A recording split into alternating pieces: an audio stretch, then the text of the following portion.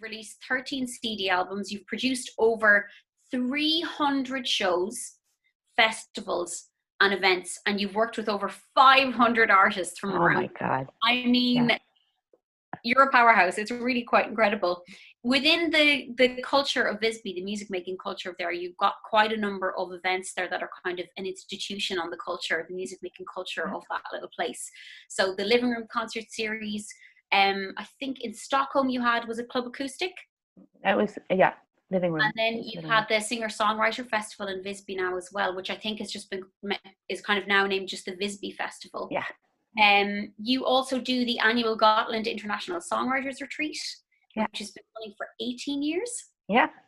Yeah. And you've co-produced the Estonian Songwriter Retreat because they were like, with Brett. Who's working over there? We're gonna get some advice off this person.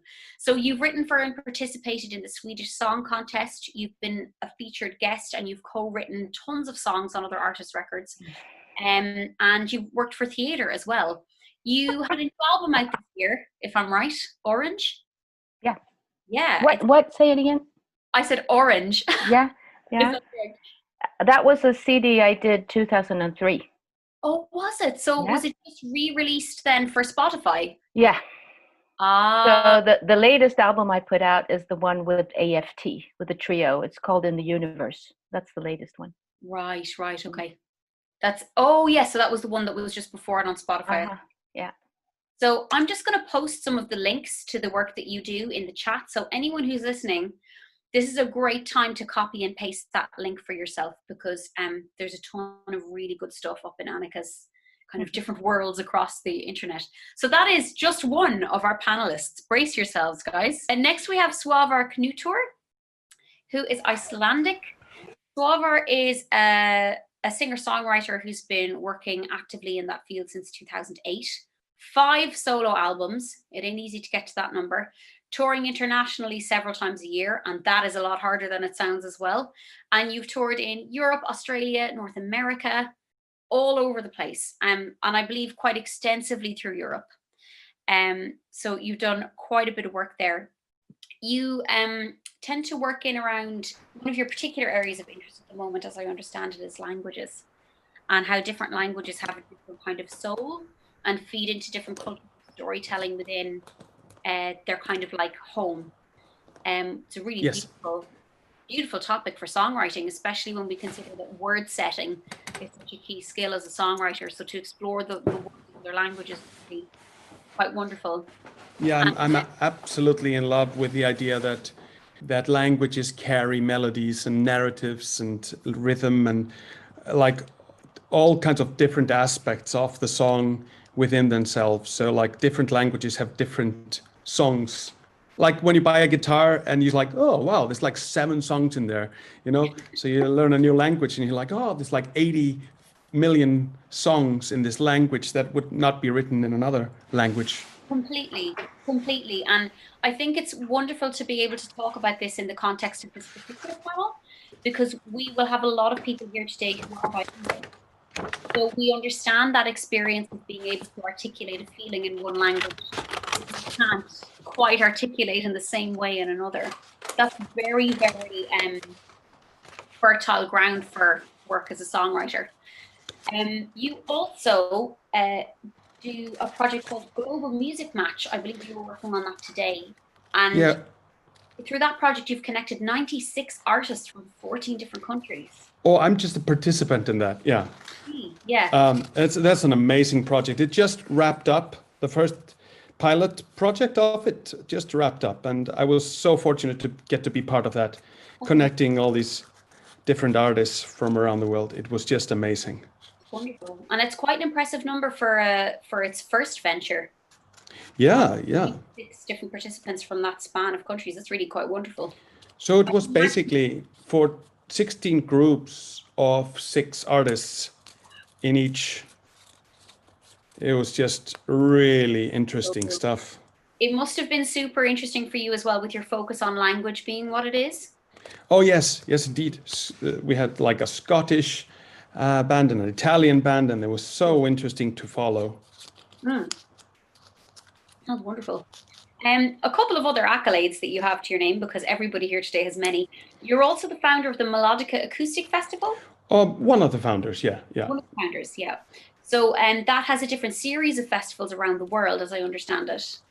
Yes, it's the Melodica Festival is based on the idea that we should strengthen local communities of singer-songwriters and then invite singer-songwriters from other cities and countries to create bridges between strong foundations of singer-songwriter communities.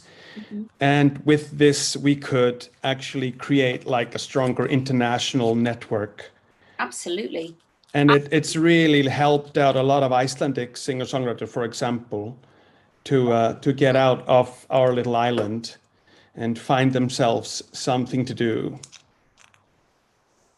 Yeah, that's really, really wonderful. That's quite crucial. Sorry, I think I'm just checking here, Svavar, about sending something to everyone in the meeting. I just want to post your Facebook link there. I think the links I posted to Annika didn't get posted to everybody, so I'll just repost those quickly now. Okay. Final thing, just to wrap up on our panelist, Svavar. I was doing a little bit of stalking on Spotify for everyone, because that's what happens when I do a panel. I like to stalk everybody. 22,700 average listeners per month. That's pretty great. And some of the music, like if you go over there, guys, you're really going to enjoy this beautiful melodies and just really lovely arrangements of all the songs, really balanced, really great blending of voices between singers and really gorgeous song construction. So I would completely recommend that you become one of those 22,700 people who tunes into Svavar. Well, thank you. Definitely do that. So thanks very much, Svavar, for being here today. Magali is up next. Magali Michaut, am I saying that correctly as well? I was not talking. Yes, yeah, okay, I was just making a sign. That's okay. So Magali is a singer-songwriter living in Copenhagen. And Magali had played violin in a symphonic setting in kind of orchestras in Paris, in Cambridge, in Toronto, and Amsterdam, in advance of having kind of begun your solo performances. Is that correct to say? Yep. So there's a lot of that sensitivity and dynamic when you listen to Magali's music, and there's a lot of richness to it. So your first debut EP was 2016, Bonjour, and that's led you to performances in 11 countries like the Netherlands, USA, Denmark, Sweden, Germany, Estonia, Italy, France, Ireland, Greenland, Canada, woo, all over the place. That is an expensive plane ticket. And you did a debut on kind of the Dutch. So prior to that, the run up to your EP was kind of in 2014. You started gigging around in Denmark. So that's a really lovely kind of career trajectory to have come from one place and then to kind of let your artistry grow into another. So that's something we'll definitely talk about in a little bit. That EP is really rich, everybody. I can't recommend it enough. I think that there's a lovely press quote that I have for Magali's work, and I think that it describes it very well. So it's kind of influences from classical music, French chansons and folk ballads. She presents strong and poetic texts and transports you into the streets of Paris and around the world. But not just a Paris of old days, it's a modern Paris. It's the kind of Paris that we would expect to see, but it's kind of a Paris that has its heritage alongside it, and it's got very tongue-in-cheek approach to kind of the urban setting and the tradition, and that it's really, really rich work, and the lyrics are very rich and very what's the word I'm looking for? Yeah, it's just very rich in the way that those lyrics are used. So I would definitely recommend Magali's work and recommend checking out those links that I've just posted into the chat for everybody. So finally, we are going to come to our last but definitely not least panelist, Brett Perkins. Hello. In Copenhagen via California, if that's the correct understanding. Yes, yeah, yeah. Brett is our, you've got to have one on every panel, our Grammy nominated songwriter. And Brett has spent the past 4 decades developing and refining his own work, but also going around the world and inspiring other arts practitioners in their practices. So Brett founded the Listening Room International Songwriter Retreats. That was in Denmark that you founded them, correct? In 2002 in Denmark. Yeah, and it was kind of a Denmark venture at first. Yeah. So you've been doing that for a long time. Every August, I believe, you guys get together to kind of get the next wave of singer-songwriters through, work together in groups, work on different techniques for songwriting. Really useful and really respected workshops in that sense. Apart from that work, you've worked in 39 countries as a performer, as a presenter, as a guest speaker, as an artist consultant, with songs and vocals appearing all over pretty much everything, commercial releases, debut singles, working as a songwriter with other bands and that kind of thing. Just tons of really productive work as a songwriter for your own material and for everybody else's. Your first performance, as I understand, was when you were 14. Yep. You've been, this is your lifeblood, this stuff. Yeah, well, I turned 58 this year, so that was 44 years ago. Like, it's really wonderful. Like, and that length of time in any one career is unusual. Actually, many careers, many people will like change track completely halfway through their lives. So to be in that profession for such a long time, especially in the period that you've experienced music making, you've seen a lot of change in the industry. Oh yeah. And you've seen a lot of, this is how things are done, kind of give way to new ways that things are done. So yeah, give way to the question, how are these things done? Yeah, how always changes, doesn't it? Yes. For sure, yeah. So I first encountered Brett at an IMRO conference in Ireland, many years ago now. He was delivering a songwriting workshop, just kind of talking about different tactics and methods for getting at a song, perhaps when you were blocked and that kind of thing. And it was a really wonderful workshop. You know, you're very open-hearted, but also very practical. And I'd imagine that that kind of combination of traits is something that served you extremely well in your career. So I remember as well you talking about your songwriter retreats and being like, oh my God, I want to go. I really want to go. But like being, you know, paying Dublin rent and barely being able to afford food. So it's kind of like, I probably can't go to Copenhagen for a songwriter retreat right now, but it's been on my list ever since. So this is our very distinguished panel. I'm your chair. My name is Emma O'Reilly. I'm a songwriter from Ireland, from the west of Ireland in Galway, and I'm now based in Norwich in the UK. I've been writing songs in a conscious way since I was about 15, and I've been releasing music since about 2009 with a kind of a healthy gap in there while I was studying music. I did a degree in like Western classical music with English. And then I kind of took a break from making my own music for a while, and then I came back to it. So I'm a completely DIY artist. All of the management, all of the promotion, all of the coordination of everything I do is my own work. And that's presented certain challenges for me in my career, and also certain advantages to me in my career. And I feel like, coming from the background I come from, I think it's a good starting point for our discussion today, which is just to say we're here to talk about careers. And everybody's career is different. Many of you, maybe this is the first panel you've attended, maybe it's the 56th panel you've attended, but what you will find, and what I have found, is that there is no straightforward way to have a career, and there is no straightforward picture of what a career looks like. We're often, our kind of main cultural engagement with careers in the arts are sometimes a little limiting. You know, we think as songwriters that unless we're writing for the top artists and earning tons of money, that we aren't engaged in a career as such. But that's not necessarily true for all of us. Many of us will have different definitions of success, different milestones, and different ways of approaching our career in relation to what our values are as people and as artists. So I hope that today we can kind of show you, through our discussion, some of the ways in which our careers have been similar, some of the ways in which they have been different, what areas of the industry are shifting, and what areas of the industry have stayed largely the same. So if you've come to a panel looking for straight answers, some questions you will get straight answers to, others you will probably get a variety of answers. And you're probably gonna need to decide for yourself what is best to draw from that, what works for you with your values and with where you're at in your own career. So without further ado, I'd like to get started and ask our first question. So give me 1 second now. I'll just get my little sheet up so that I can better ask everybody what we're talking about. So there's quite a few questions that I want to get through today. If I can just find that sheet. Sorry, everybody. I have my sheet with my little biog notes on everybody and my little stalkery notes up. So I'm just going to get my other set of notes up now. So, right. So as briefly as possible, this is a difficult one for the panelists.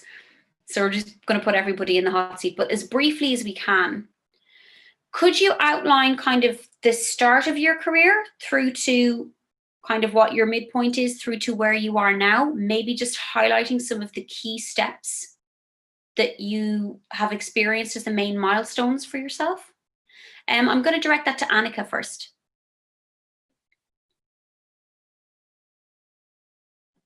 Wow. Yeah. Okay, I'll try. I started out educating as an actress in theater, but always had this big love for music and started very early with that. So that was a big shift, was actually coming to the realization. It was going pretty well. I was at the Royal Stage in Stockholm, but coming to the stage that just to make a decision that I can't do this, I have to. So the decision to go into doing the music was the first major step, of course, and then trying to figure out all the steps I had to do to be able to take that further. That first one was to dare to show my work to people, which I hadn't previously done really as a solo act. And not being able to play very well, I had to also put in a lot of energy to put that up. That was also a big sort of thing. But I don't know.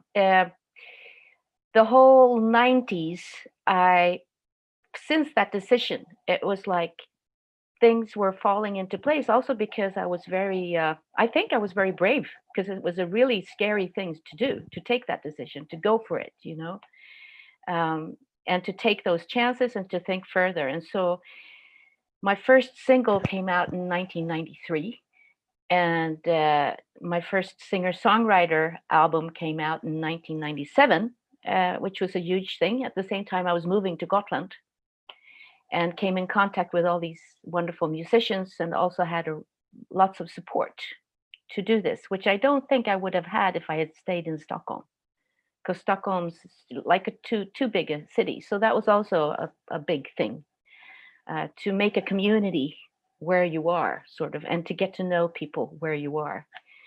And then I was in this Eurovision Song Contest, the Swedish thing, and things loosened up after that. I got lots of gigs and could go more on tour. So that was also a good thing, even though it was a really two-faced thing to go through, really. That kind of attention was, you know, just, I don't know, not really my thing. And then in 2001, something like that, I was at IMRO songwriter gathering in outside of Dublin, where there were 100 songwriters, and we were put together and co-wrote songs. And that was the first time that I really co-wrote songs in that way, in that structured way, which opened a whole new box, which then was enhanced with getting to meet Brett in Denmark and doing some shows with him, and then getting to know what he was up to. And then just continuing on that, and my favorite place on Gotland, thinking further that, wow, this could be a good space to invite songwriters and to do a songwriter retreat in. So in 2004, that started, and Brett was also in that, and another colleague. So we were three starting that in the beginning.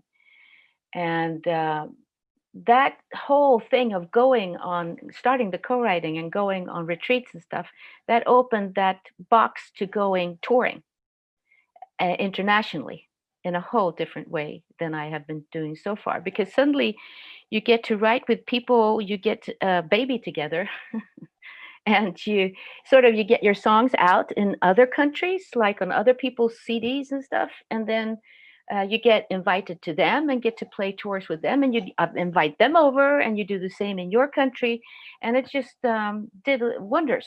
It just changed a lot of things internationally for me. So I would say that was a huge thing as well.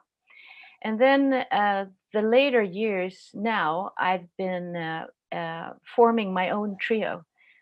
Before I was mostly touring solo or sometimes duo in America, and so I was touring a lot in like double shared bill. Like we would tour together and we would help each other out on the shows, but we would still be 2 or more songwriters. And of course, starting all the clubs and shows, the concert series that I did both on Gotland and in Stockholm, which also, it's the community, really. I think the singer-songwriter scene, at least for me, has been largely community building thing, a roots community. If you put that against like the commercial scene, this is more of like, you do it for the love and you help each other out and you're happy for, presenting these people and listening to other people's music as well. I mean, it's just it's a lot about the heart for me. And so these last years where I've been touring with the AFT, with my trio, is for me creatively, I think the best I've been so far, but also the hardest, because it's a very niched kind of music, and it's also hard to sell because it's so special, and the scene being what it is, and me being 50 plus, it's being a woman. I'm not gonna lie, it's a really hard thing. So I consider myself a miracle. I can't hear you, Emma. I consider you a miracle as well. Oh, well. Yeah.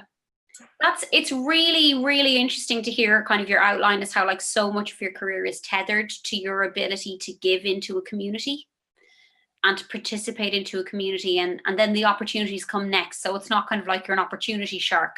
It's that you're following that creative pull to make good work and to be part of a community. So it's really interesting to see that as a thread throughout your career, and how when you talk about it, the work you sound happiest about is that work.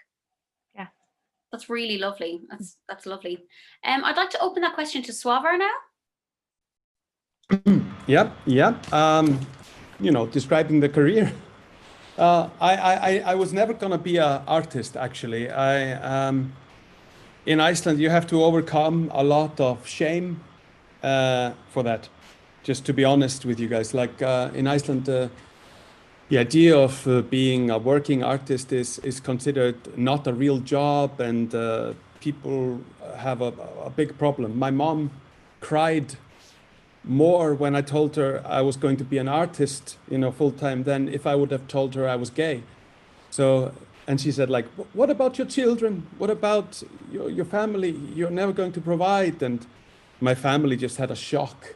So I was 30 when I decided I wanted to be an artist. So I'm a very late bloomer in art. I started as a journalist. I was working as a social capital consultant. And I was doing a lot of like this social constructive work. I've always been very political, though not like socialist or capitalist or anything like that. It's just like political about my community being healthy and happy, and people flourishing, and being like society being a beautiful place to live. So I was always looking for what can I do to promote a healthier and happier and more environmentally friendly society. And that ended up kind of pulling me in the direction of art, because I started writing songs as a method of catharsis for myself through a lot of difficulties, and eventually there were just so many people that were liking the songs that I had to start playing them in concerts, and then they said, you should make an album with these songs, and I made an album, and they said, another album, more concerts, and then my boss said I had to either be an artist or quit my job. Well, I either quit my job or stop being an artist, and I had to make a choice. So I chose art. And it's, Iceland is a tiny market. It's very hard. So I only know how to grind and grind and grind. And that's my comfort zone is actually being poor and miserable and grinding. So, yeah. Poor and miserable. I'll just take that down. I'm kidding. I'm not miserable at all. I'm just like, always like, I've never found myself at peace when I'm prosperous. I'm always struggling. And I love that. But slowly and surely, like throughout this work, I found that I feel best when I am empathizing with other people's situations, fears, love, the history, the language, society, environment. And when I'm writing songs in that vein and connecting with the stories and with people's lives. And then I kind of extrapolate that onto my career, that I really need to collaborate and create and really support other artists and communities. That's just where I come from, like from this communal, raised in the countryside of Iceland part, where you always have to think about the community first. Yeah, that's really interesting. Again, how community comes back into it for you, but in a somewhat different way. How like kind of the community almost sought you. It kind of needed people expressed a desire for that music from you, and it's that your career, kind of at least the early stages of your career, was very heavy in ultimatums. And it's still pulling me, like what is still pulling me out to be an artist is that I feel from my audience this kind of need for my perspectives and my stories and kind of a way to help people feel better about themselves and not judge themselves, and like kind of providing perspectives and and I feel that's like sort of a responsibility of the troubadour sometimes, to give people perspective. Yeah, we're kind of like artists. I was saying this to some of my students the other day, but artists were considered to be the most dangerous people in society because of that empathy, because of that open-heartedness, and because of that desire to speak that truth that we have, whether that's a dream we've had or whether that's, as you say, kind of feelings on like the ecological state of the world or kind of social protest. Art is a medium for emotion, for human experience, so it can rock the boat politically. Yeah, well, when I was working earlier, like when I was a journalist and when I was working for the city of Reykjavik, people were always warning me when I was speaking truth to power and saying like things that were kind of a little bit, in people's face about politics and how politicians were being abusive. Oh, Svavar, don't say that. You could be fired. They could fire you. You could lose your job. Yeah. And now I don't worry about that. I can't lose my job.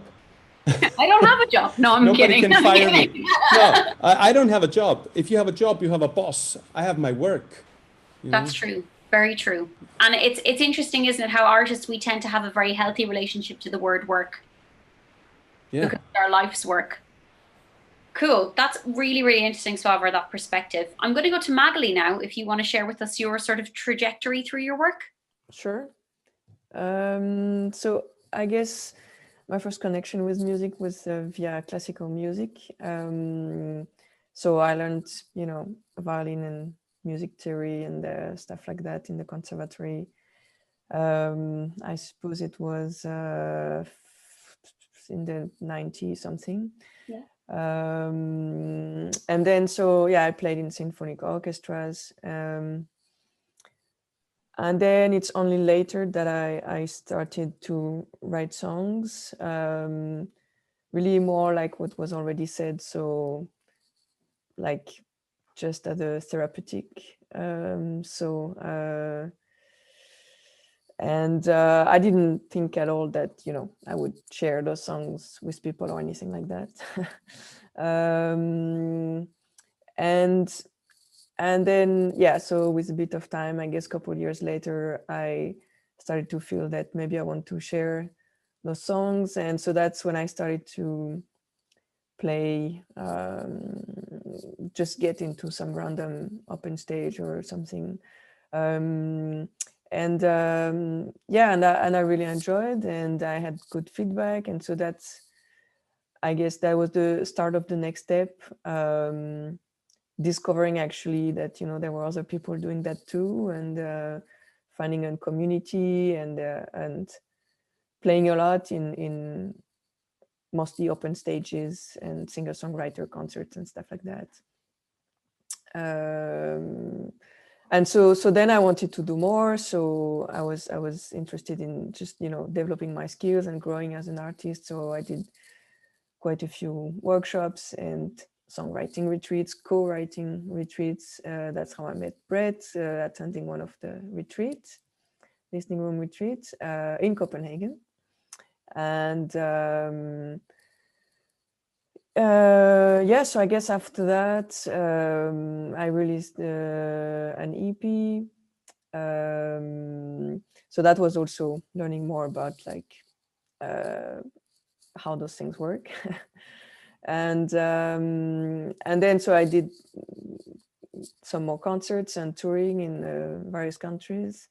And I started to maybe focus a bit more on my concerts, like decide a bit more what sort of concerts I want to do, and like collaborate with other people. And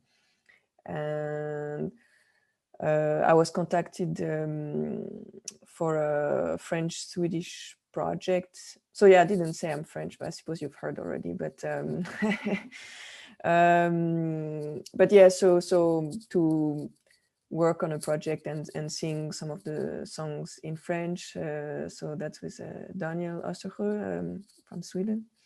And so singing on his album, and then creating new projects together. And we were talking about languages earlier, and it's also something. So of course, for me, it's a question: singing in English, singing in French. And I've focused lately more on writing and singing in French. And since I relocated to Denmark, Copenhagen, I had to also reconnect and find new community, and I started association for chansons françaises, French songs in Denmark, and so also, you know, trying to help and provide something for the community, for the French-speaking community or French-speaking loving or whatever, Francophile. And then, well, I'm working on my next album, which will be mostly in French, and I hope to release next year. And yeah, I guess that's more or less that. Yeah, that's great. And it's so interesting to me that you've come from such a different place, because that kind of conservatoire culture that you would have had your first musical steps in is very stringent. Sure. And did you feel a huge difference in feeling around music and what it could be when you moved from that kind of more? Sure. I mean, it's funny because it's sort of like sometimes you get the feeling it's like two different worlds, but what I've experienced is that often people envy the other world, like Yeah. because like sometimes people are like, oh yeah, you can read music and you can write scores, and it's like, whoa, it's I wish I could do that. And then I'm like, but you have no you don't see it, but you can just pick up an instrument and improvise and do whatever random stuff, and I'm just there, you know, playing something that's written. Oh, I wish I could do like you. And you know, in the end, it's just, first you have to enjoy what, or be happy with what you can do, and then it was also interesting with playing with other people, because depending on different backgrounds, we can have different ways to share the music or play, and so I've been navigating this as well, of like, if someone wants me to play on the song, I'm like, sure, give me the score and I'm in. but you know, like, well, it's just like that, it's easy. And then, you know, people are of course, Brett is laughing in the back, but because we have different approaches, and so it was like, no problem, I'll just play it and that's fine. So, you know, and it's funny because I became like that after, you know, playing with musicians like that. And so lately I was working with a wonderful cello player who's, you know, professional in orchestra, and you know, I come there with my song, and it's like I have some sort of chord chart, but it's not exactly right, and I'm like, well, let's just play, you know, it's gonna work. And the poor guy is like, well, yeah. So yeah, I mean, ultimately, it's nice to just be able to adapt to different ways, or just find nice collaborations and evolve in different finding ways. what we different people. Sometimes it's more challenging, but then you can learn more when it's more challenging. So true. I guess there's also always something to learn. Yeah. Amazing. Thank you, Magali. We'll head now over to Brett. Do you want to tell us a bit about your journey? So have you muted at the moment if you want to just unmute yourself? Muted. I'm unmuted now. I just posted my links. I didn't see it went up. It's all right. I covered it. A few links. Yes. So, you know, as you mentioned, I started at 14 in my first club date. That was playing original music. We lied about our age. We knew the guy was the booker, and we played our gig and then ran home before curfew. But my first band, my first professional effort was from 1980 to 84, a band called The Sneaks in LA. And, you know, Svavar, I related to his mentioning shame or you know, these various pressures that come in each culture. And in the US, if you say I'm a songwriter, they say, oh, what have you written anything I've heard of? You know, which is a natural question for a consumer to ask. But, you know, for a lot of us songwriters, no, you haven't heard it. And so, so when I started out, it was not about yeah, I wanted to be famous. I wanted to be famous to fill up the holes of lacking love that I felt, and I wanted adoration to fill that hole in my soul that I felt at the time. And it was a lot of angry rock, and then over sort of post-punk stuff and heavier rock. If people follow the link for In1M, that is the site. If you go on Spotify, I think maybe I have 7 followers a month, and I'm one of them. You know, but. And there's also another Brett Perkins, by the way, on Spotify, who's a Christian minister. And my band is called the Pawn Shop Preachers. So it gets very confusing because I have songs called like Just Like Jesus, which is not a Christian song. And he has songs about, you know, praise Jesus. So it's very confusing. Anyway, back to the start. It was about self-expression. And then I wanted to be recognized as brilliant, you know, because I felt it so intensely, I figured the world should recognize me. So but I was in an industry town too, Los Angeles. You know, so we went out, we played all the Troubadour and Madame Wong's East and West and the Whiskey A Go-Go and the Roxy and all these places, hoping to somehow be discovered. Well, that was already almost over. You know, it was already a myth, but the myth was so big because I'm from a country that has capitalized on myth making. I mean, America is the great myth maker, in my opinion, and it is a market-driven, fame-driven, money-driven culture. At least its main face. There are many diverse and many wonderful people and many different ways to live there, but. So when that didn't work, you know, when the band did 2 EPs and got some sniffing around by the record labels and other things, but I found myself in my mid-20s and I was broke, and being broke wasn't motivating or romantic.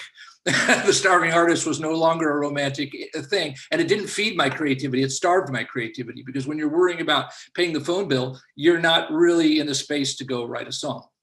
So I did, in fact, you mentioned, career being, you were saying earlier kindly that my career was long, but it was not a straight road. It was like most roads, it went like this. And I went into advertising sales for in '86 and made more money than I ever made as a musician.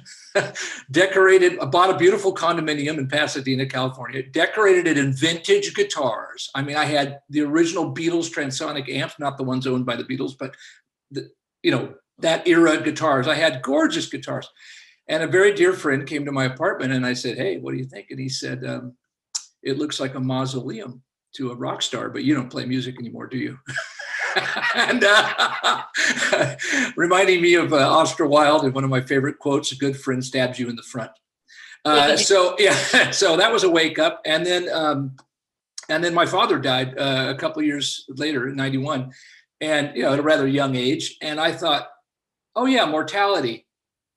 Do I want to go out selling advertising, or do I want to get back to music? And that was a huge shift. So I went back to music full time, and I went to work volunteering, and then finally on staff, and finally as the CEO of the National Academy of Songwriters based in Hollywood. And that was where I was industry. I became industry. I became a gatekeeper. I was booking the biggest showcase on the West Coast at the Troubadour, the Acoustic Underground, and I experienced what it was like to receive the attention of singer-songwriters who want something from you. And I found out how passionate people were and how much incredible talent there was that wasn't recognized, how much of a community was out there, internationally as well as nationally. And yet also a lot of the things that got in people's way, a lack of objectivity about their own work, this passion, this almost desperation to break through in a very an industry that seemed overwhelming. Like, how do I ever get through? It's an ivory tower. How do I? And so much angst, and often came out as hostility or demanding personalities. And it was really interesting. It was a way of looking, oh yeah, I did that. I sent that letter. The first draft email that never should have been sent. So that was interesting. And finally, I began to spend a lot of time around very successful songwriters, and they were talking about songcraft and about rewriting and all stuff I had never even heard of. Rewrite? What do you mean rewriting? I write a song, I bleed on the page, and then I play it, and I wait for the world to acknowledge my brilliance, and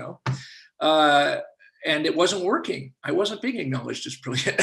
So I started to study the craft, and I still have a chip on my shoulder about, you can't tell me what my art is. And I don't believe in rules about songwriting, as I talked about yesterday. I believe in tools. But I started to realize there was this self-expression that was my own, that mattered the most to me. And yet, if I wanted to be in the business, or at least have some kind of career, play shows, have people come hear me, buy my records or CDs, I needed to at least consider if the audience was getting what I was doing. And that was the critical inch for me, from moving from personal expression to communication, not just a monologue, but a conversation with an audience. And it totally changed my approach to my writing. And that's when I began to teach and do workshop with other writers. And then the next step, the big step, was I left the National Academy of Songwriters in '96. And I came to Denmark in '97. I'd always wanted to come back to Europe since I came as a high school student. And I also knew the writing on the wall in the US. I was not going to live old and well as a musician in America. So although I supported social change and still do my best, I just knew that was not going to happen. So I ended up moving here and starting the Copenhagen Songwriters Festival and the listening room retreats in 2002, which are actually now in Italy, Ireland, 2 in California every year, and Denmark. And then Annika and I and Johanni Jaeger do one in Estonia as often as we can. And as Annika mentioned, we had been doing Gotland for many years together. So community, again, I hear it resonating with Svavar and with Annika, and we've all worked together a lot over the years. So then, this career, I decided I didn't want to have anything to do with the music business, but here I was back in the business. But I started leading retreats that were not about business. It's about getting back to the soul and connecting, because I still believe in a great song. I still believe in the power of a song. Like an amazing song can cut through like a laser through a lot of the stuff around the business. I still believe in that. And in some ways, there's more opportunity to access audiences now with the internet, the advent of the internet, being a pre-internet songwriter. You know, that's weird. How do you imagine that? And yet I think that to sustain oneself in songwriting, if it's really only about the money, I just don't know how to make it only about the money. On the other hand, if people are going to earn from my music, you bet I'm going to make sure I'm earning too. You know, so the idea of playing free while the bartender's selling, 3 times as much as they normally do, no, not okay. So that was the next step. And then to bring us up to now, I laughed when, I wasn't laughing at you, Svavar, I was laughing with you. By the way, beautiful Icelandic sweater you have on there.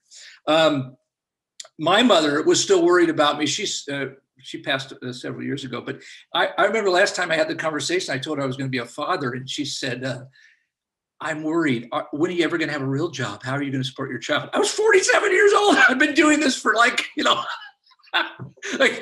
it's too late, Mom. So, and then most recently, in the last few years, I started a band completely for fun, not with any kind of plan, called the Pawn Shop Preachers. This name I'd had for 20 years because I liked the idea of the name. It was funny and I liked to play with words. And I started writing country songs, which I'll tell you, my 18-year-old, if you just said when I was 18, if you'd have told me I'd be writing country songs, I would have punched you, And, but it's so much fun. It's all tongue in cheek. I mean, I'm really having fun with lyrics and, songs like I'm longing for a short-term relationship. And, you can only say stuff like that in a quirky country song. And lo and behold, that's the album that got the Grammy nomination. Hello. So, yeah, it's been an interesting road. It continues to be an interesting road. The new album is being worked on now, and it's turned into a swing album, like big band swing. And I'm loving it. And I remember being 10 and 11 years old, listening to my parents, listening to all this big band stuff and thinking, oh, old people's music. But some part of me was soaking it up, and I'm ready to sing it. And it's age appropriate for me at this point. So there's my trajectory. There you go. So this is wonderful, guys. There's so many common elements here and so many things that are slightly different about where we've come from and how kind of music is perceived by our culture. So like I'm from a culture where music is really highly prized, but you do get an awful lot of a lack of investment in the arts and a lack of a perception of what the artist's work is. And then you get a lot of that thing, like you were saying, Brett, like, oh, just come and play this gig, and if you won't do it for free, there's 50 other bands who are excellent musicians who will do it for free. Right. So we kind of almost have a saturation of really good musicianship.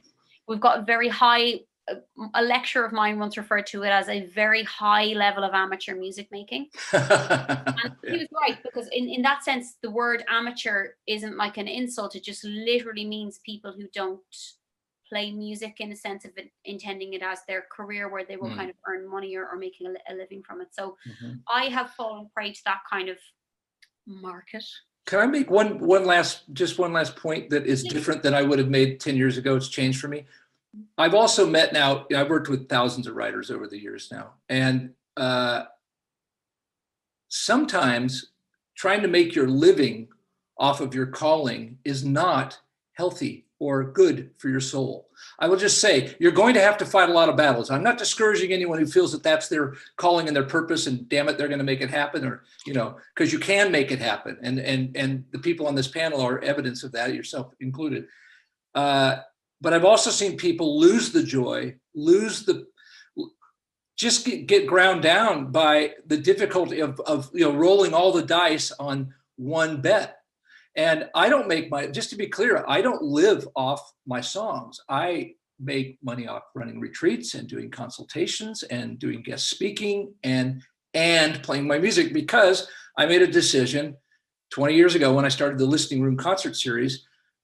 I couldn't find good places to play where people would listen. So I thought, okay, I'm going to build it for myself. And I decided I'm not going to play gigs just for the money, which cut off a whole lot of shows. but I felt great when I'd rather play to 7 people in a beautiful listening room than 100 drunks when I was on tour in, all around Europe, and they're going, and you come out smelling like smoke. And, so yeah, music mattered before it was monetized. It existed as a spiritual tool, as a tool of self-expression, as a tool of community and communication long before there was a business, there was music. And that will always be my first place. And so I just say to people, don't necessarily, I used to say, quit your day job and jump off the cliff. And now I say, if you're going to jump off the cliff, pack a parachute. So there's my little caveat. Things that I feel I, as a songwriter, definitely fell prey to the mythology of, do what you love and like just jump out of the airplane into the abyss, and the net will appear. And in many ways, the net does appear. Mm-hmm. You won't kind of leap off the cliff and have nothing appear or grow for you. But the thing is, I think, Svavar, you may have mentioned it earlier. It's like that. I don't know if you guys are familiar with this Maslow's hierarchy of needs, this pyramid. At the bottom is your basic human needs. Your need for shelter, your need for safety, your need for food, and then your need for human connection comes on top. And as a songwriter, we're kind of at a very high, that's a high level of the pyramid, this self-actualizing and kind of like reaching out and looking for greater purpose. It's very difficult to get to that part of the pyramid if you're constantly under stress because you're here. Yeah. So definitely it's taken me a long time in my career to accept and to enjoy the fact that my career is a portfolio career. There's many things that I do and many different types of work that I enjoy doing. They mostly fall under the net of music making. But I think that believing in the myth that I did actually hold me back from a lot of opportunities for a long time, because by the time I had the creative spark or the creative idea, I didn't necessarily have the financing to execute that idea. I didn't necessarily have the energy to bring my best creative work to it because I was worn down from trying to make rent in only this very limited way. So I think during my career, one of the themes that has come up for me is you have to learn to be happy with where you are, because otherwise when good things happen to you, you're not used to happiness.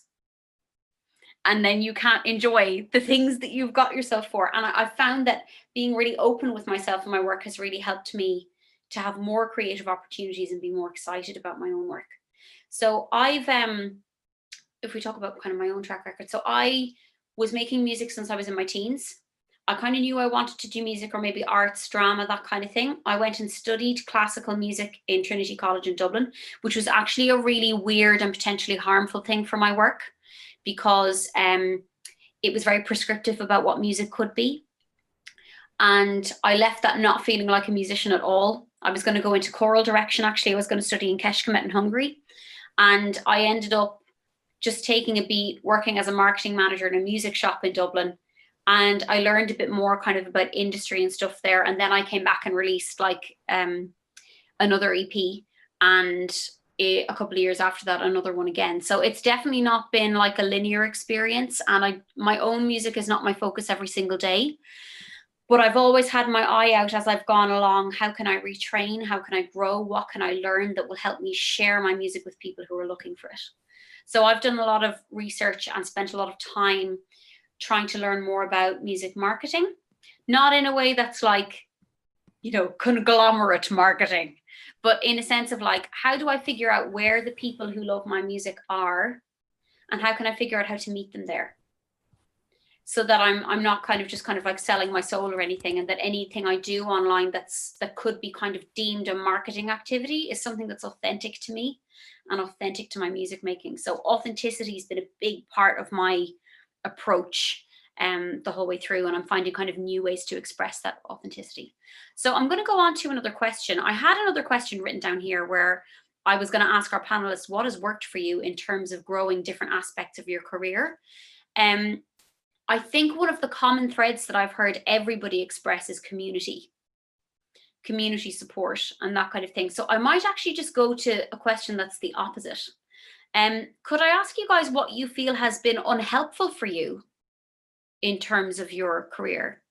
What's held you back either externally within the industry or internally with kind of some of the mindsets that Brett was bringing up?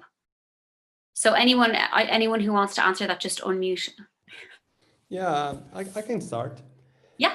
I think one of the most unhelpful things for me has been kind of this idea of the ego, that I was always afraid to write songs with others. And, I always wanted to kind of do things by myself because I had this, just like this illusion of this myth of the struggling poor artist, the hungry, starving artist, is so much bullshit. And it's very destructive. As well, this idea of the lone genius, the David Bowie, it is completely destructive and stupid and unhelpful. Even David Bowie wasn't as much of a genius as people think. I mean, he had a team around him from the start that helped him out. And John Lennon also, always teamwork. If you look at all these people, Tom Waits, Brett Perkins, everyone has had a team around them, Annika Fehling, and there's people around you that support you and you create with and you work with. And it goes to like this community thing again, but like it's so destructive to deny yourself the help of others and the support of others because you think that you are so DIY, and it's such a myth. And all of these people that are so DIY kind of have this image of complete DIY are usually not. It is usually these people have had a lot of help and it's just like it's invisible help. Yeah, it's a side of our work that we're sort of romanticized away from talking about. As you're pointing out, no piece of art comes into the world in a vacuum. It's the world in a context. I'm still struggling with it. With it that I don't want to write songs with lyrics that aren't mine because I want the story to be mine. And it's such a creeping spider inside you, and it's so wrong. And I know it, you know it in your head. You just have to learn it. And I'm still struggling with it. And the sooner you can get away from this idea, the better for you as an artist. Yeah, I agree. I think it also tears down communities because if we hold that up as a value that must be met for someone to be an artist and to be an artist that's worthy of respect, we tear all sorts of artists down. I remember when Beyonce was nominated for an award for that first visual album she did many years ago, I saw lots of songwriters on my social media feed saying, well, she didn't write the album on her own. And I was like, you guys are musicians, so what? Like, look at all the people who got work out of this album. She's been writing music since she was 16. She could have just written an album on her own, but she wanted to make work that she found really interesting with people that are really good at their jobs. What's the problem? So I agree. I find that one to be quite pernicious as well. This idea that you have to be the lone genius or stand alone on your own in order for your work to have merit or to kind of fit the myth. Do any of other panelists want to weigh in? Ego. I just wanted to say the same thing as soon as Svavar said ego, I went, yeah, ego. I have a little phrase, ego, ergo, I go. And every time I think I'm over my ego, I get a chance reminded to be triggered again. And just yesterday, I practice gratitude, and I feel like I have a pretty good lasso around my ego generally. But last night I was a little tired. I got an email and I got rejected as an artist for this concert platform in Denmark. And the what the came out, like, and I started writing. No, I didn't send it, but I started writing. Do you know who I am? Literally that kind of, that started spinning out. Fortunately, I recognize that demon and I go, okay, just have your voice, but we're not gonna take you out for a walk with anyone.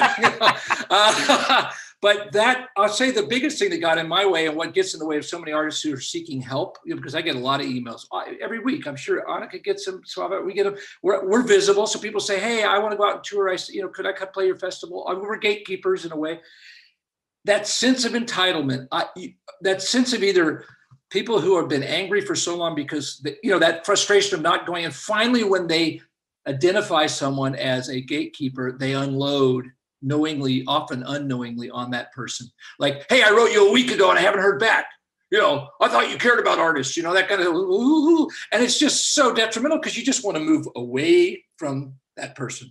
They do so much harm for themselves. And I only recognize it because I had it. I had that sense of entitlement. No one owes you anything. No one owes to listen to your music. I'm sorry, you know, that's not owed to you.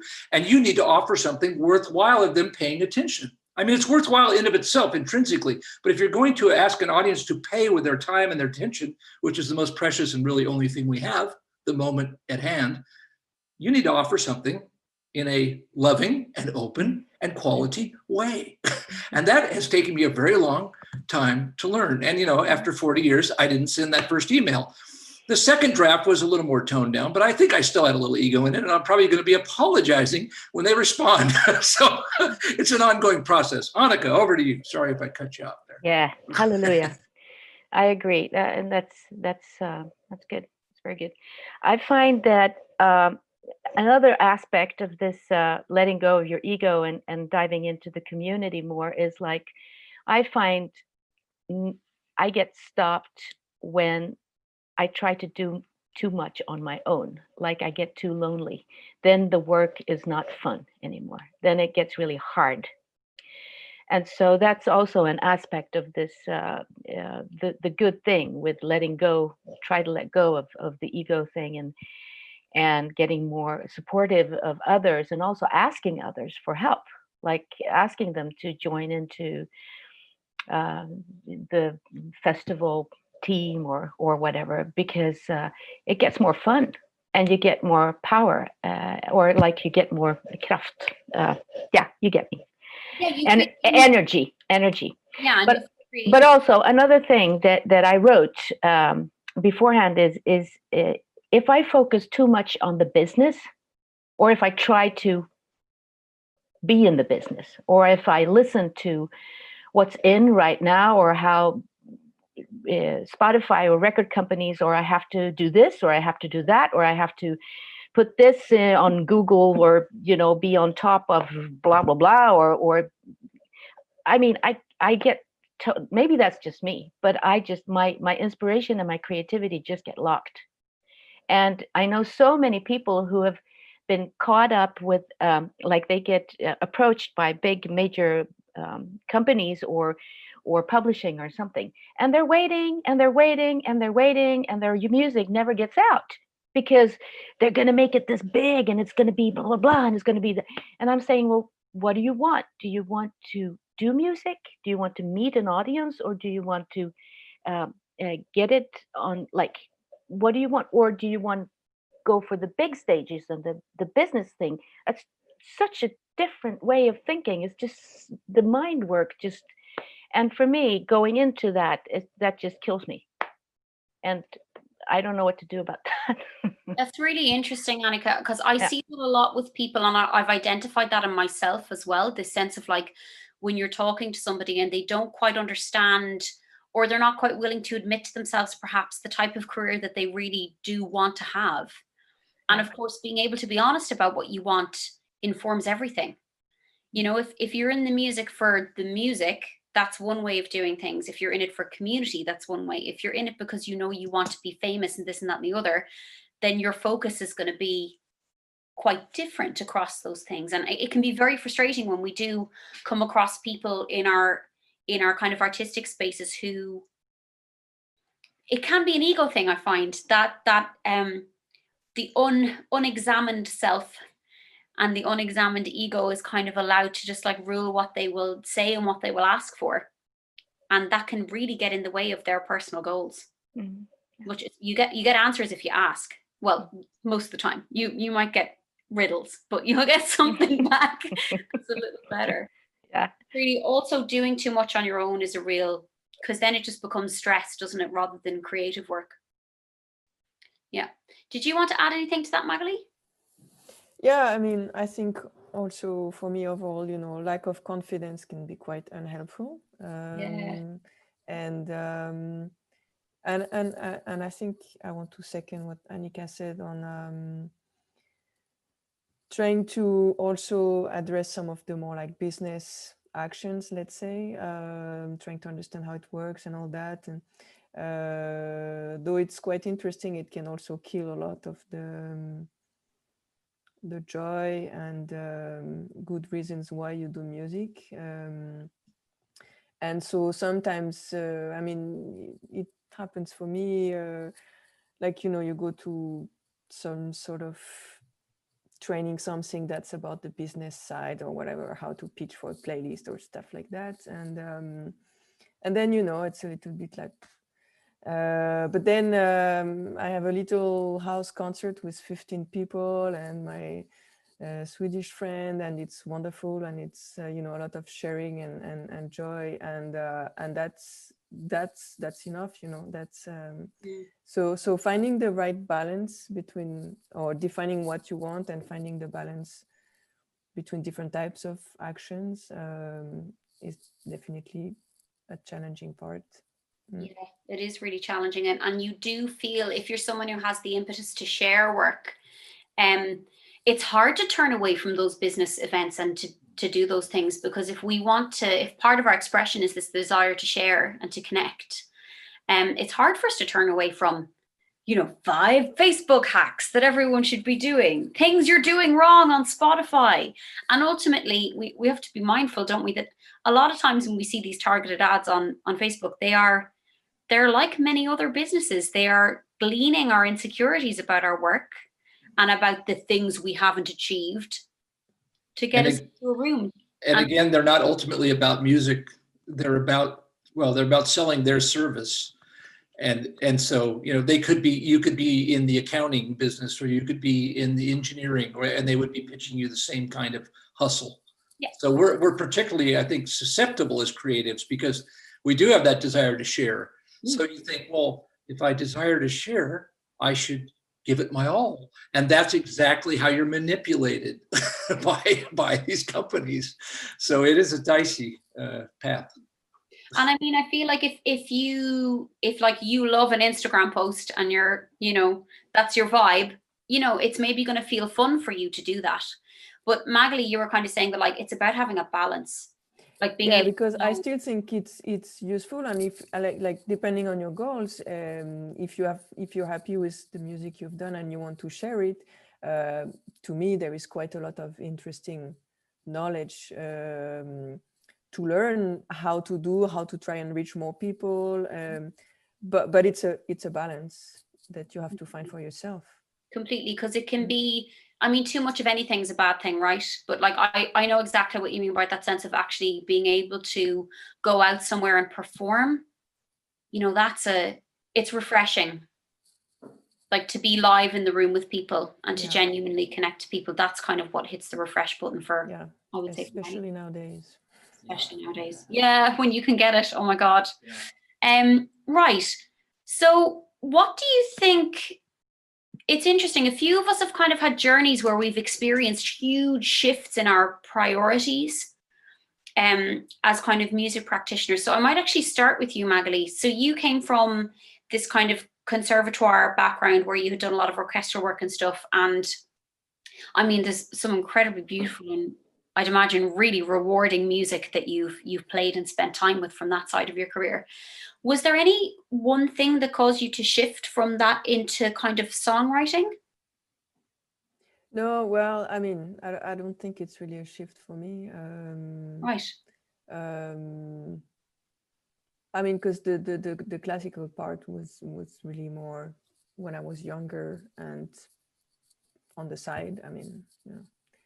So it's more that then I started to write song, and then it's something else started. But it developed for you more so than, it didn't feel like a change in anything. It felt like a natural progression. It's more something new.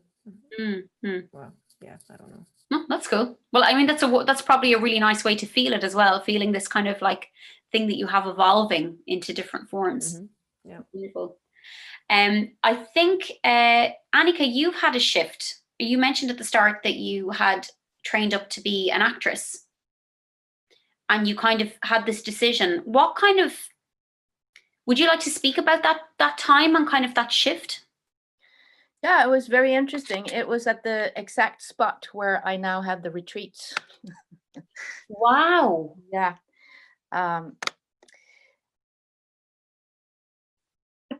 had this, it was almost like a what do you call it? Epiphany?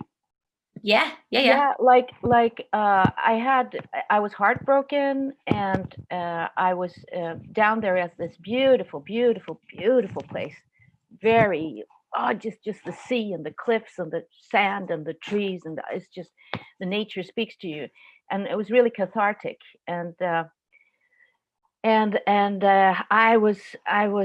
didn't know what to do. I was just there for a solo vacation. And then all these questions came of what do I want to do with my life? What is real? What can I be there when I'm 80 years old and look back on my life and say that I almost did what I wanted? Because theater was almost what I wanted, but it wasn't, that thing. And that thing was music. And it was not just music, it was my songs. And I had no idea how I was going to make it, because, at that time it was Whitney Houston was like, wow, and another big Swedish act that was, and I didn't sound like any of them. I had such a lousy self-confidence, and it was just, the leap was gigantic for me.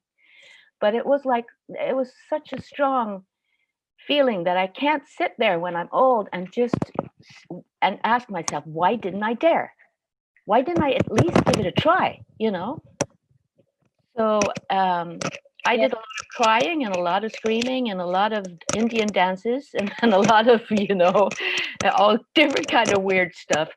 It was soul work. It was really soul work, and it wasn't easy, but somehow it just, I don't know. I think when I think back of it, in this 3 weeks that I spent there, there was one older lady that I dared to play my songs for.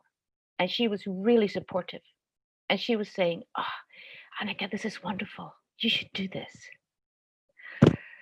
And I think that was sort of what pushed me over the edge. What difference that can make, one person and one person's support. And I think a lot about that. When I try to be supportive of people, sometimes people don't want my support. Sometimes they sort of push it away or reject it, or like they think I'm lying or something. But I really try to be more often supportive than not, if you get me. So it sounds like that process of that shift for you really informed a lot of the ways and that you moved forward then with your work and the way you perceive other people's work too. Mm-hmm. That's very deep. It's beautiful, that experience that you had. That sounds like it was a very powerful moment in your life. Yeah, it was very hurt. I was hurting, but it was definitely life-changing. Yeah. And now, today, I'm very moved when I think about it, but I'm also very happy, of course, because I mean, what a trip, what a journey. It's amazing. I mean, it sounds like the way things have evolved for you and moved around you, that where you are is exactly where you were supposed to be, kind of at the epicenter of these kind of different communities and stuff, and really moving people in that direction. That's really interesting. And I'm really glad that you've offered up that kind of, that sense that like we will go through these phases of hurt. Yes. But definitely. That's sometimes the feeling that comes with us having this profound shift. I read something interesting a while ago about how in traumatic emotional experiences, the neural pathways in our brain will be able to rewire more effectively. So when we're in a place where we're not that the tortured artist is something that we should kind of like lean into too heavily, but when we do find ourselves in periods of hurt, that sometimes the opening that comes with that, you know what, I'm just going to play this for this person. I'm going to be brave. Then our brain can rewire in this really beautiful way. It can rewire in a way that will help us to align with where we want to go. So I think it's really valuable that you offered that. Thank you. Wow. Who should we have weigh in on that one next? Does anyone want to share particularly like some learning from a shift that they've had in their career?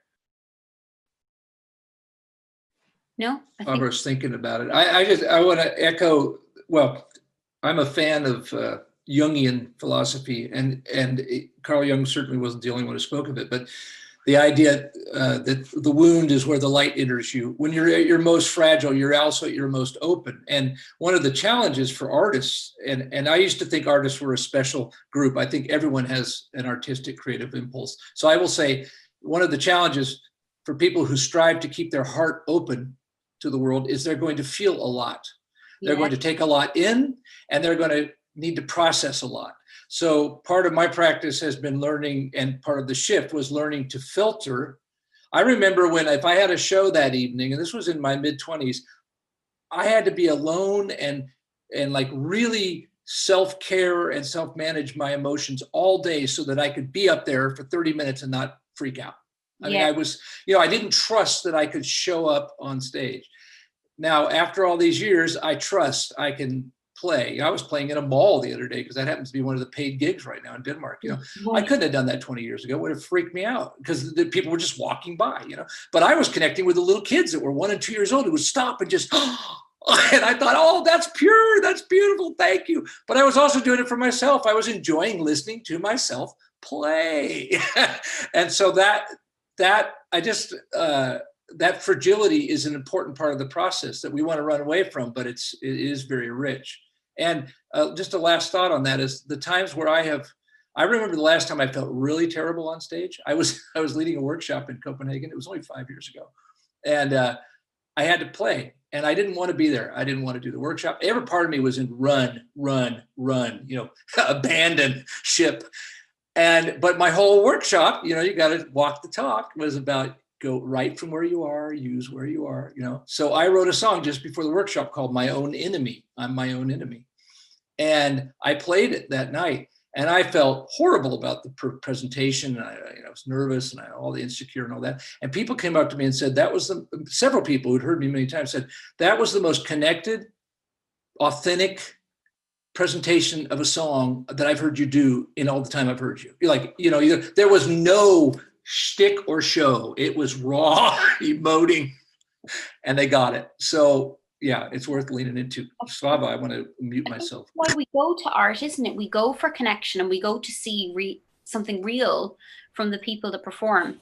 I did a gig. I had a similar experience, Brett. I did a gig about 2 years ago. I just had to make a report to police about someone who was stalking me, and I was like in high distress. But I had this gig on, I'd agreed to play it. I had to go. I walked from my house to the gig, and I was terrified the whole way I walked.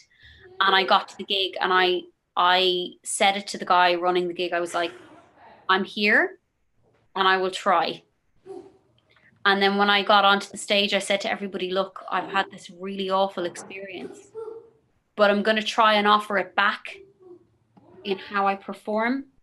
And if I get upset, or if I'm a little bit off color in some of the songs in a way that is you feel is unusual or is different, this is probably why. So I just wanted to share that with you so that I can sit in that with you rather than try and build up a thing and keep you guys out, But that is, it's really true. We're open people, we're creative people, and it's not something that's exclusively limited to people who are creative, but I think sometimes we come into contact with it a bit more because it's one of the things that's a part of the art form that we share and we're open.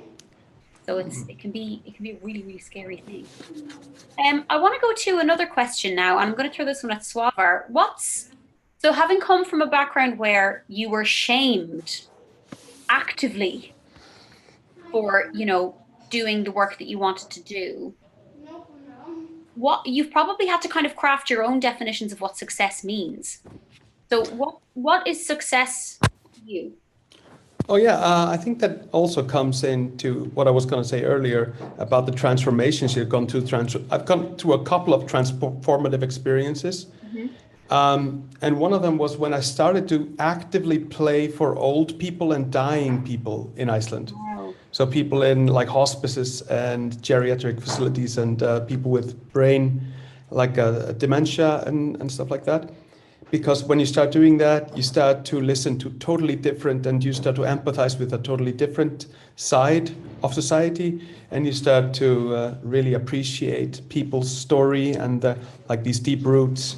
And that was a really interesting transformation for me. And another thing that I, just before COVID, hit, I went on tour last fall, and I started this new project of running with my fans in the day at 5, and just like having a 5-kilometer run, just to get together and just like bond a little bit, because that's when you're at 5 in the daytime, you're like, you need exercise and stuff after the day, and you have a totally different way of communicating with your fans at that time than after a show. When you're dead tired at the merch table, you have a totally different energy. So both of these things have really changed my outlook on my career and on everything I do, and the relationship with my public.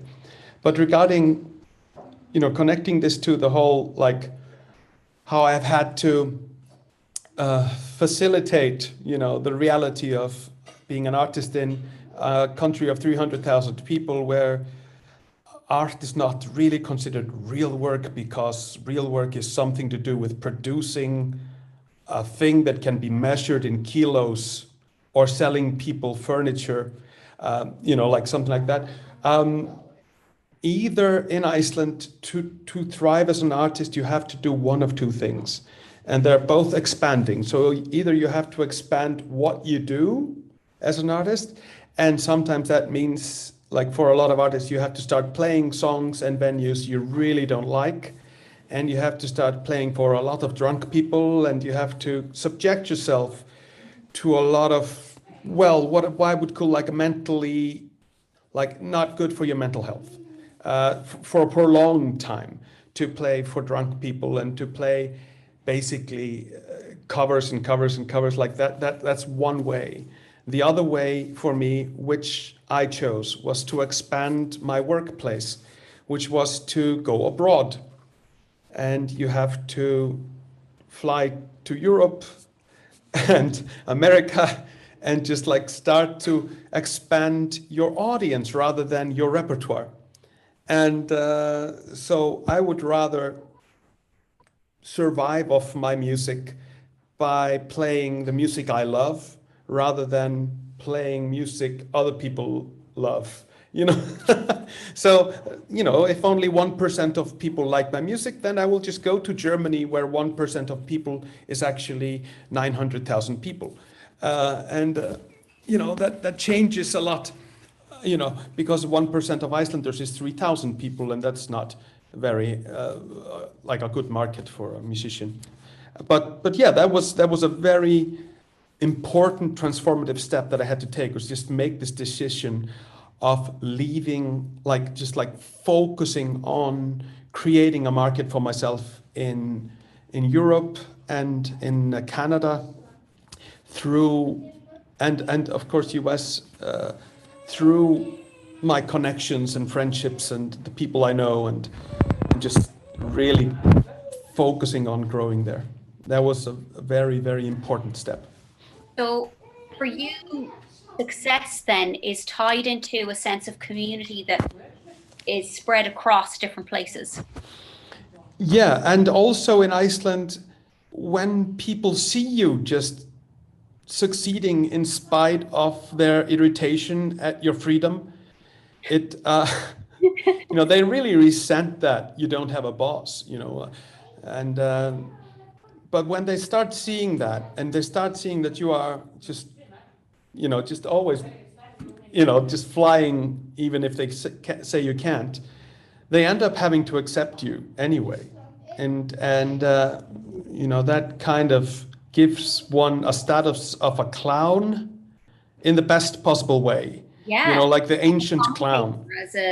As an outsider who can do things that other people can't do, who can say things that other people wouldn't get away with. Yeah, and I can point out shit in Iceland that a lot of other people don't get away with saying, and nobody can fire me, and it's infuriating. But I love it. That freedom, and there's integrity in making things work on your terms. Yes. Okay, this is going to work on my terms. It'll mean this, but I'm okay with that. Actually, I'm okay with that kind of teeter-totterness of it. And even if I'm not exactly living like a high middle class life here in Iceland. You have to be very, very, what's it called, nægisamur. You have to make things work, financially. But still, just surviving. They say the best revenge you have on your enemies is just like outliving them. And the best and the best kind of way to show 5K people. run, Svavar, you're going to outlive everybody. Yeah. But the best way to just prove everyone wrong is just like being happy. Yeah, absolutely. Finding peace with the way that you're going to do things. Yeah. I might just open that question to one other panelist, because we're kind of coming close enough to our time now. I'd love to open the floor to questions soon. I had a ton of questions here, but your answers are all so interesting. It's just really, really difficult to not get your opinion on things. Does anyone else want to offer their definition of success? Sure. I mean, I think for me, there's mostly two aspects. Is the joy I get from doing it. I mean, that's maybe a bit stupid, but I guess that's the most important for me. And the second one is also to grow. So Right. to feel that I'm growing as an artist and in terms of the projects and where I am in my path. And I think right now, when I feel that those two are fulfilled, for me, that's working. Yeah, that's really great. And it leaves you also very open to what comes next, because if you say to yourself, if you demand of yourself that, being the Jeff Bezos of music, in terms of income is going to be a restriction that you have on yourself for success, you can close yourself off to so much. Whereas like with a goal like joy and growth, you're kind of leaving yourself open to the different sources of those things. I think that's really useful. It's really useful. I'm going to throw another. I actually had this just last night. Some idiot was trying to debate me about, and I was saying like, what is value in society? Like, what are valuables? Like, and he was like, there's commodities, supply and demand. And I was like, but there are more things valuable than just money. Like, what about time with your family? What about community? And like, no, it's all about, And then he said, well, let's take you, for example, Beyonce and Pink. They make a lot more money than you, which makes them better artists than you. And I was like, you have no idea what art is. You have no idea, what we want, what we strive for. And it was such a sad moment. And I was like, oh, man. Yeah, it's a very limited perception of what you have to have or do or achieve in order to have peace with yourself. Yeah. I don't know if I would want to be that person. No, it's a really narrow mindset, Yeah, it's also kind of strange. It's like, do you not like eating nice food, or do you have no frame of reference for happiness that isn't connected to like producing goods and services? Yeah, capitalism, basically.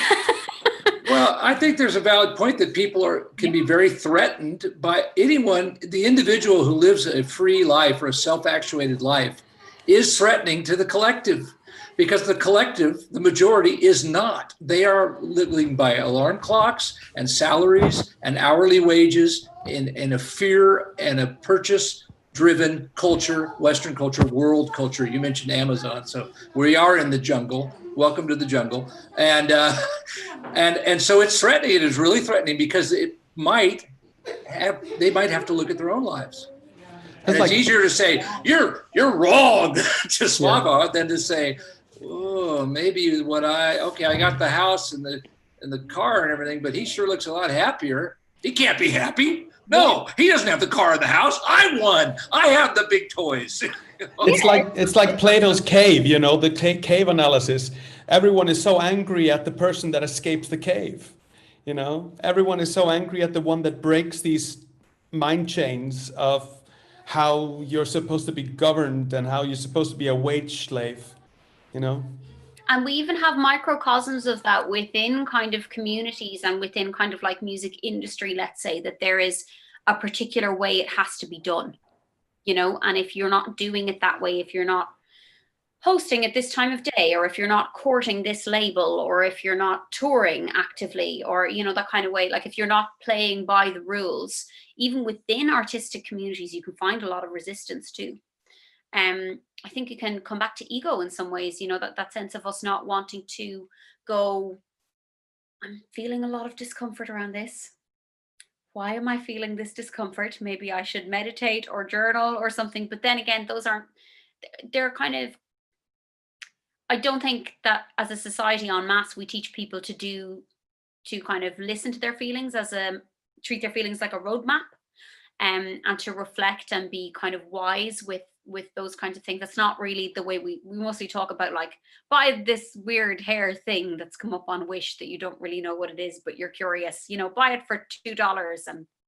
Well, at least in the US, I mean, public education was based on the Industrial Revolution and making good workers, you know, my mother was a public educator, and I have great respect for people who devote their lives to teaching, who are passionate about it.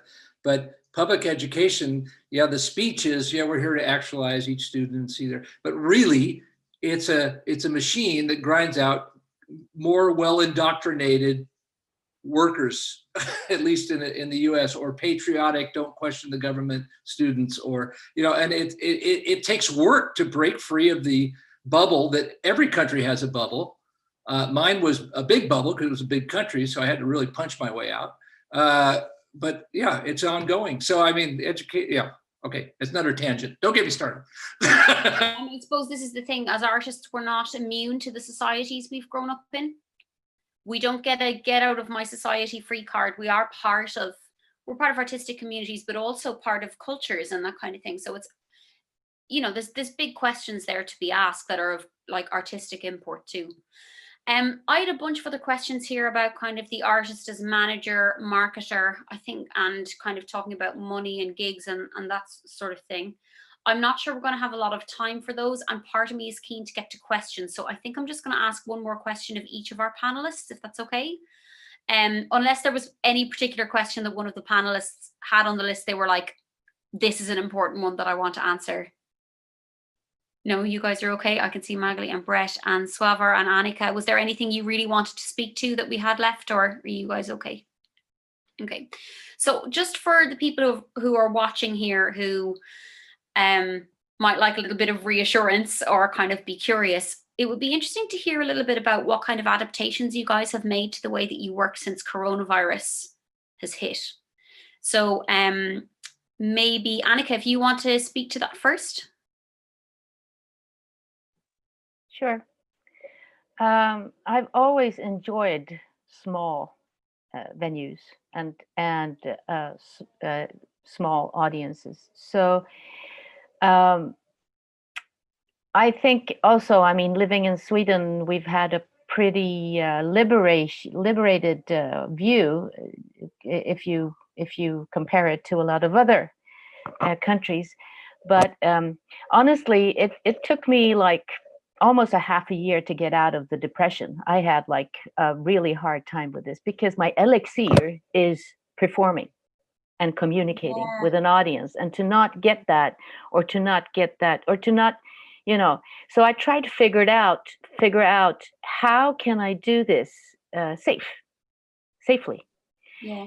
And I changed the way I sort of, I went for like, I was thinking of how can I make, instead of doing the whole band thing with big PAs and like needing more lights and how can I downsize it? How can I make it smaller? And that included changing some of the repertoire. It's still my songs, but maybe taking up more of the songs that are in Swedish, for example, because most of the audiences, we didn't have as much tourists on the island, for example, we didn't have any from any other countries. So I was sort of adapting a little bit what I was playing in my sets and such. And so I was trying to sort of adjust the projects that I had and the musicians and the band and the repertoire to the situation, and also doing it outdoors. It was summer, so That was easier. Now we can be inside, but of course it's the 50 rule. We have the 50 rule here. But go for those and try to make those. The way we've worked it here now is we do 2 shows. We do 2 shows a night, and they're shorter. We do it like put your mic on, Emma. I want to communicate with you. It's really hard not having somebody to talk to. Oh yeah. So we do 2 shows, like we do one a little earlier and one a little bit later, and 50 and with distance in between. Good idea. And also we've raised the admission a little bit. Yeah. Because the audience understands it in a different way. Yeah. Now. Yeah. So that's the way that it's been working so far. Now I don't know, because it's changing from day to day, and it still seems like the most dangerous thing in this COVID thing is that it's really spread through music. Yeah. Music is what spreads the COVID-19. A lot of places are acting like that. That's what it seems like. Mm-hmm. For what the restrictions that Sweden has put on. There's no other restrictions in the same way as it is on concerts. And theater, of course, and also on sports. Yeah, in the UK and Ireland, it's similar. There's a horrendous promotional poster that came out from the UK government this week of a ballerina putting on her hard-soled shoes, and the caption is, "Fatima's next job could be in cyber. She just doesn't realize it yet." Wow. And the general public is like, are you saying that to footballers? Because like Fatima's a ballerina, so she's basically an athlete. You know, what are you saying? You know, and yet pubs are open here. So, you know, I have seen people around me going to the pub every weekend, getting drunk, and then forgetting about social distancing. And honestly, I don't say that in judgment. I think as humans, we're designed to connect to each other. But where are you more likely to forget about social distancing? At a gig or in the pub?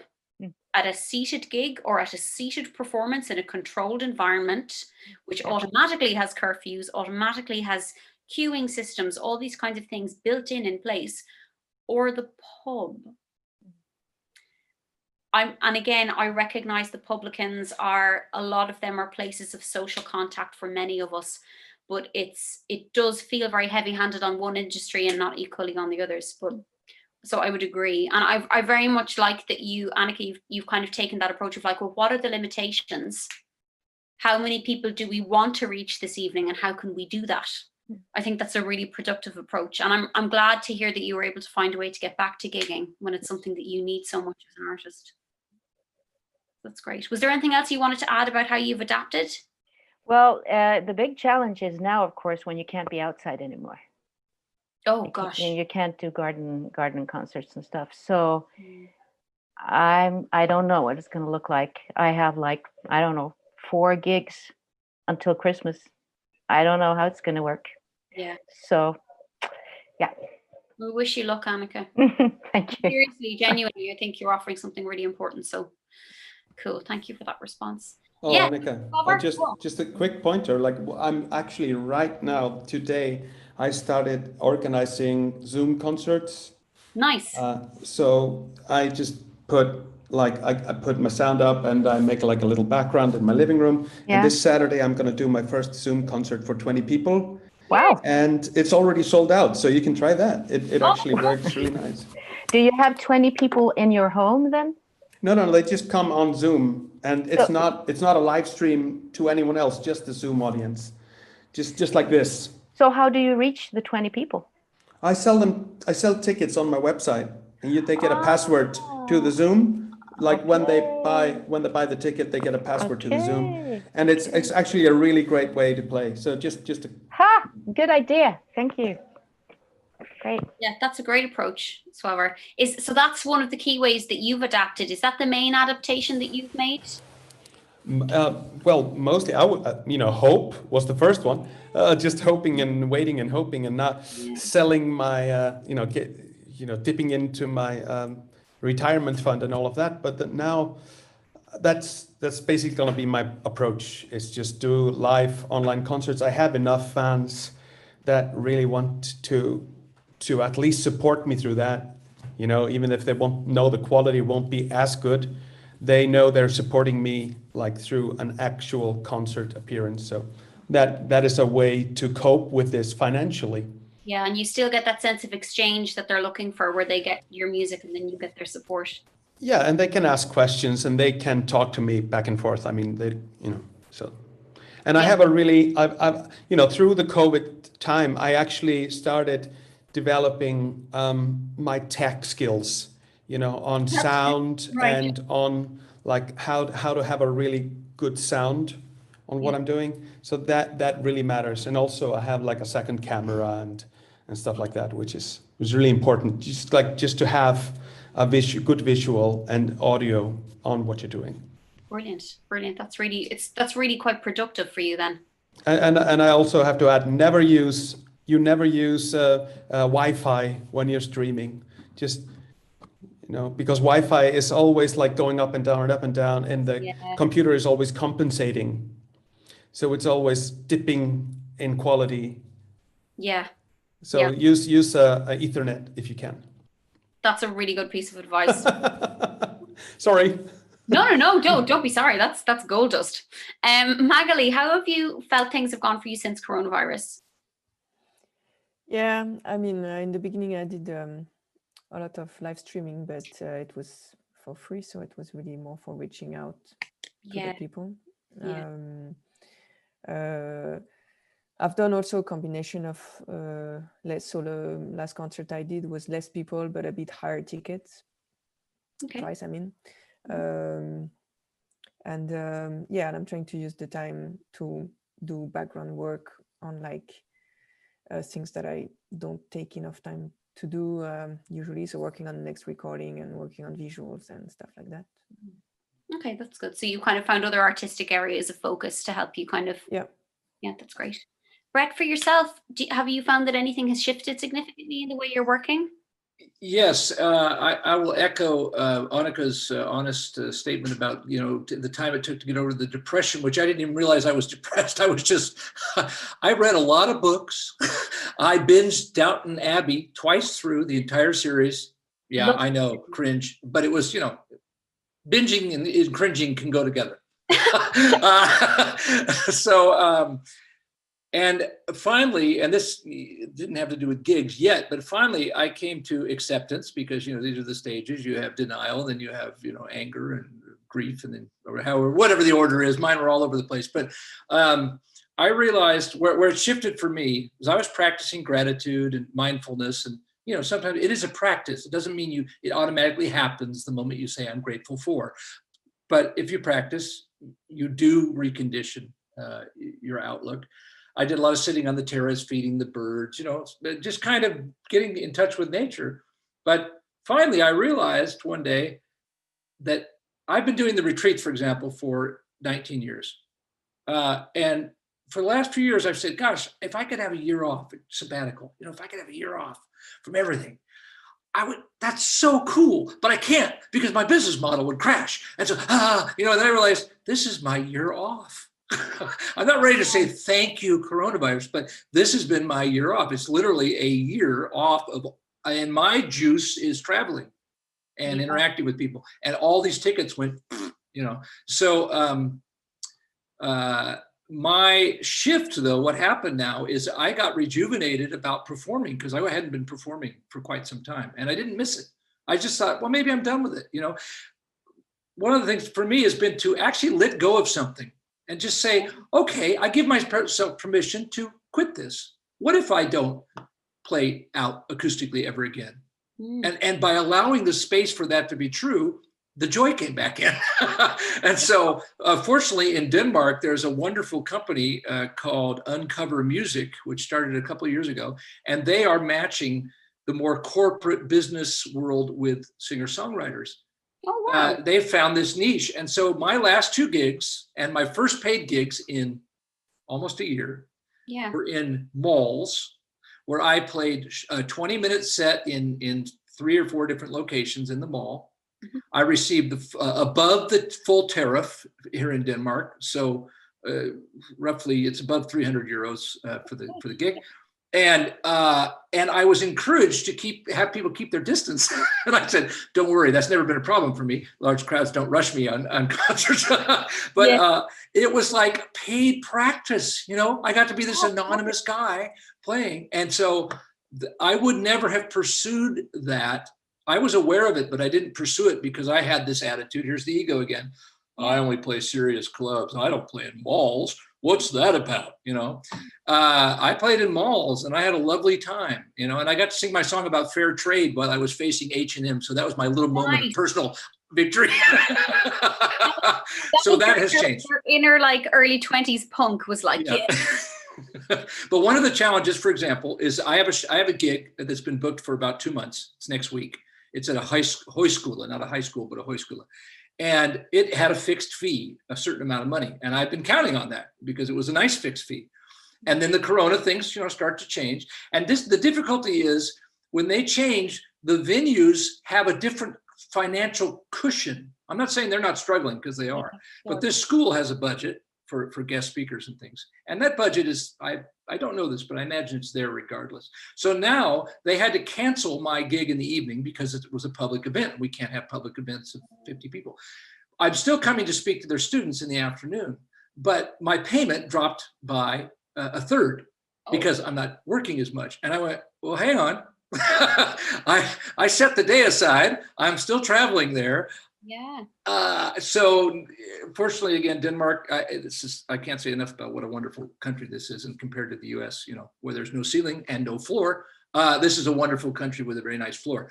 And so there are ways now to apply for, at least look into applying for compensation for gigs that were canceled due to COVID, which is unheard of in the States. So yeah, it's a roller coaster. We're all in the wait and see. You know, I hope my retreat in January is happening in Idlewild. I hope the one in Italy in March, but I don't know. I have one in 1 week here in Copenhagen. It's going forward, but I'm emphasizing in my marketing now, big room, lots of social distancing, hand sanitizer, face masks. You know, we won't let it stop us. COVID co-writing is going to happen. So that's my bit. Good. And there's a sense there as well of kind of taking elements of the good with the bad and holding them in balance as much as you can. That's really useful. Well, Darwin said the strong, he's often misquoted, the strong are not the ones who survive. It's the creatures who adapt most effectively to change. Yeah. And songwriters, performing songwriters and artists are some of the most adaptable people I've ever known because we're survivors. And, you know, we're out there figuring it out how to do it again and again and again and again. So. Yeah, true. We've got what we need. So I just want to check in with the panelists now because we're very close to time, but I would still like to take a few questions. Are you guys okay for a couple of questions from the floor? Yeah. So audience members, thank you for hanging out with us. Do you have any questions for our esteemed panel? And you can, in your question, you can ask a particular artist who's here to speak to that question if you wish. The awkward silence while people type in the chat.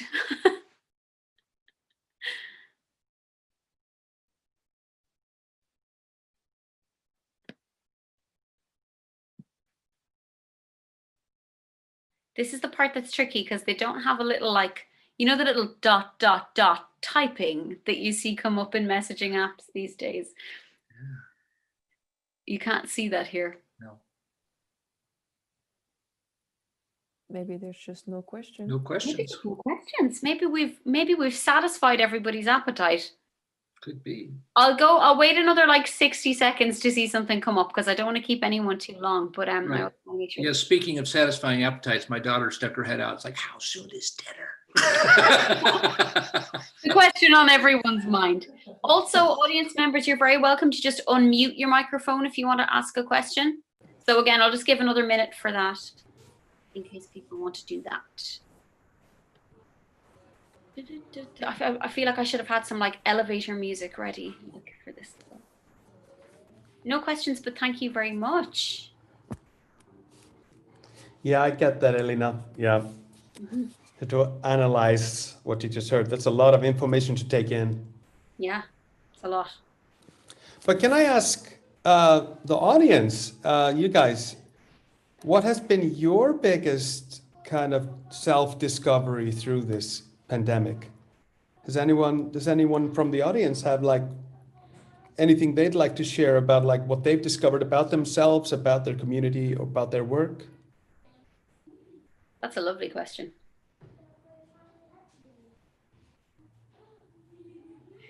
Oh, there's a question. Lara has that classic question. Have you written songs for anyone we might know? I wrote a song for like an Irish language junior Eurovision thing once. That's as close as I've come to notoriety. I had my one and only, and I don't say it in my marketing. I don't say my one and only, but my first number one, hey, was, I am from the U.S. School of Marketing, was with Mads Langer, who's a artist on Sony Denmark. It was his first co-write, and it just happened to become a number one in Denmark. So. I wrote this song once. I thought that Nick Cave was just too dark and depressed. So I wrote him a happy song to sing and I sent it and he's never done it, but I play it every now and then. I love that. That's fantastic. Yeah. It's also very interesting, the question, because a lot of people do ask that kind of question. And I think if you come across this question a lot in your career in a way that feels negative to you, just remember that, you know, once you went to a panel where you had 5 different artists talking about their careers and their songs, we have found audiences for our music who enjoy what we do, but we're known within our circles. So, you know, that's kind of more and more thing nowadays in music making. It seems to be, it's like Svavar was saying earlier, you know, if you find a little bit of your audience in Germany, maybe no one else in Germany has a clue who you are, but those people know exactly who you are. Oh, yeah. Sometimes you get that a lot with songwriting. You will get, like, you're not necessarily known in the way that Sia is known, where, you know, she's been on buses and stuff, but it's okay. It's, you know, I'm pretty comfortable with the people who really love my music knowing who I am, but maybe not being like worldwide. I'm so thankful that I didn't become the star that I was so hungry to become when I was a teenager. I wouldn't be alive right now. I know that I would be drugged or sexed to death because it was the 80s. And everything was going. So there was enough going on at the time. But because I don't want fame, I like to be to be respected and to have a connection with people. But I've worked my whole life on not needing to be famous, you know, and I like a personal, private life. I don't want to walk down the street and have to hide. You know, that would be a curse to me. So be careful what you ask for, and it will change over time. True. Elena says, maybe the pandemic is what has pushed me to the idea I should try songwriting for myself. As I started singing a lot and I had lots of feelings to express. That's wonderful to use songwriting as your medium to express that. That's really great. However, there was no ideally suitable song for this. I felt like there was something lost, that it became not about my feelings. I think I know what you mean. This sense of like, you go to write a song about the thing and you maybe capture one little reflection of how you don't get the whole feeling down on the page. I think that means you have more songs in you. Yeah. Just write more songs. Yeah, it's there somewhere.